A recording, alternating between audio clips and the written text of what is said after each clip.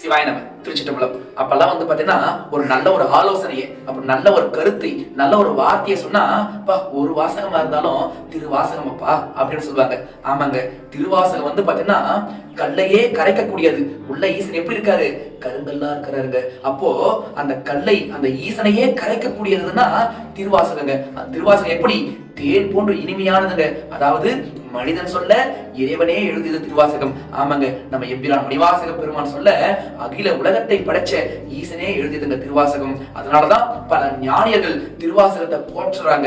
ஏன்? திருவாசகத்தால மட்டும்தான் இந்த உலகத்தையே மாற்ற முடியும், இந்த உலகத்துக்கு வர அழிவை தடுக்க முடியும் அப்படின்ட்டு இப்பெல்லாம் அகத்திய பெருமான் சிவபுராணம், இந்த திருவாசகத்தை பாரெங்கும் சிவபுராணம் கூட்டு வழிபாடு நடத்தி இன்னைக்கு பாத்தீங்கன்னா இந்த உலகத்துக்கு வர அழிவை தடுக்கிறாங்க. அப்போ இல்லந்தோறும் அனைவரும் இந்த நாடகத்தை எல்லாம் பார்க்கறத தவிர்த்துட்டு திருவாசகத்தை பாடணும். எனக்கு திருவாசகத்தை பாட தெரியலன்னா நீங்க என்ன பண்ணலாம்? செல்போன்ல யூடியூப்ல வச்சு திருவாசகத்தை கேட்டு அப்போ அதுபடி நீங்க பாடுங்க. திருவாசகத்தை பாடனா நீங்களும் நல்லா இருக்கலாம், உங்க சந்ததிகளும் நல்லா இருக்குங்க. சிவாய நம. திருச்சிற்றம்பலம்.